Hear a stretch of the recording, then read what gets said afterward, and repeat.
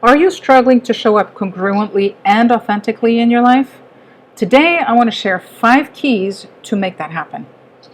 Hi, I'm Alexandra Neal, certified high performance coach, and I work with women to help them rewire their beliefs so they can rewrite their stories and be better parents, better friends, better leaders, have a long-lasting impact in their community, be a change agent in their workplace, and live a full, abundant life.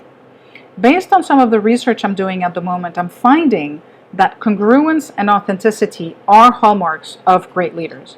And there are different ways where you can be congruent or in how you can be congruent. First, it's about being yourself. So are you behaving the way that you would expect yourself to behave? Or are you behaving according to your values or who you believe yourself to be? So that's the first one. The second one is, are you behaving that same way with other people around? So are you showing up as your true self with your friends, with your colleagues, and with other people? Finally, are you able to adjust your style based on whatever the situation is that you're in? So your circle can see really a clear and consistent picture of who you are, how they fit within that group, and really what their role is. Bottom line is, it's all about being authentically you, no pretenses, no matter what situation you're in, and who you're dealing with. People with strong congruence and authenticity really have that magnetism that attracts other people to them. But it's not just that. It's those two qualities really are the cornerstone for building trust within any group, right? So being both congruent and authentic means that you have to know yourself well enough, understand your strengths and your weaknesses so that you know when you can be vulnerable. And allowing those around you to see your soft underbelly is not an easy thing to do. It really takes courage because it leaves you exposed and, again, feeling vulnerable. But that's what people want. People want authentic leaders who are true to themselves as they lead other people. Now, being authentic not only helps you grow your own self-awareness, but it also allows others to show up as themselves as well. It creates an environment where people can share their views and ideas comfortably, themselves being true to who they are. So there are many ways to develop more congruence and authenticity, and I've tried a few of them over the years, and through trial and error, I just want to share 5 that I found to be the one that worked best for me.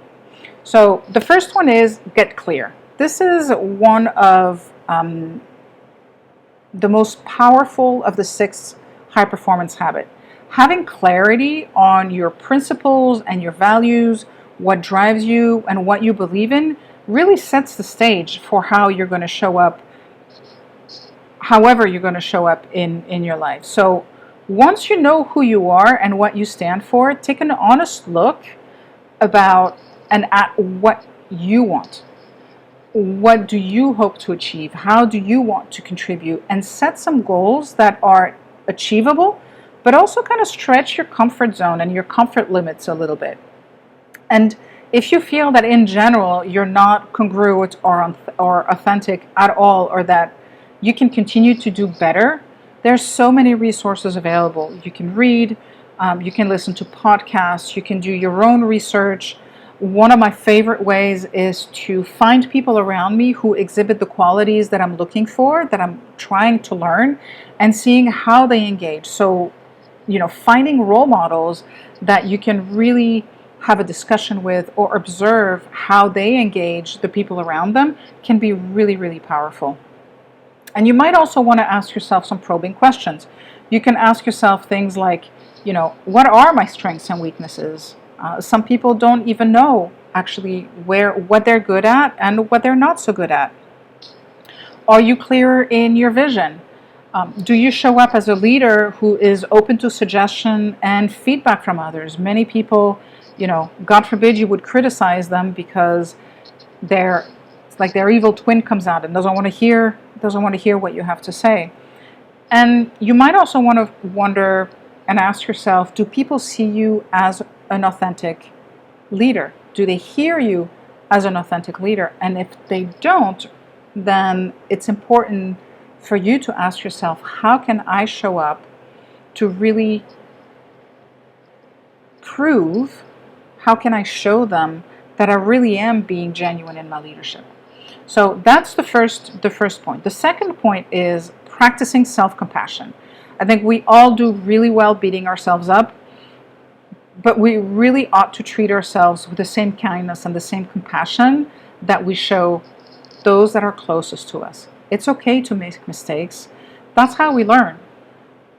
Admitting those mistakes and being willing to learn from them instead of closing ourselves up, that's the most difficult part. So practice self-compassion. The third one is pay attention to how you're showing up in the world. Notice when you're being reactive. It's really easy to do and really easy to recognize in others, but not so easy to recognize in ourselves. So if you do feel that you're showing up and you are being reactive, or worse, being passive aggressive, you have the ability to make a choice not to behave that way. So have that self-awareness to realize how you're presenting yourself and then do something about it. Number 4 is speak up when you disagree. I can't tell you how often I've been in meetings or I've engaged with people and I've disagreed with what was being said or what was being proposed, and I didn't say anything about it. And guess what? It stays in my head. It just won't, it won't go away because it feels like a missed opportunity. So if you're in an environment where you have that established sense of trust and it's really safe to do so, let your voice be heard. Speak your mind, say what you want to say. Because going along with something that you don't agree with when you were either not given the opportunity or you had the opportunity but you didn't say anything, that over time tend to build up resentment and bitterness, which is not good for any relationship. And the last piece is, don't try to be something you're not. We need to be willing to see ourselves, warts and all, before we can show up as our authentic self. And to do so takes courage. It takes strength. But it does pay off when we do show up as our true selves, in who we are, in what we stand for, and in the vision that we have for ourselves or for our company or our business. To show up with congruence is being authentic. It takes courage. And when I say courage, I mean really being, having the ability to acknowledge your strengths and your weaknesses, and being vulnerable in order to connect more honestly with other people.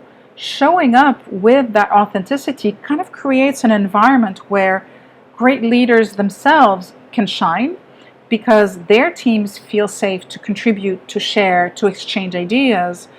But it also helps to create an environment where people care about each other as much as they care about the outcome. So remember too that it's not just about work, it's also about life. And the more we're able to show up authentically, the deeper and more rewarding our relationships will be, and the greater the impact we're going to be able to make.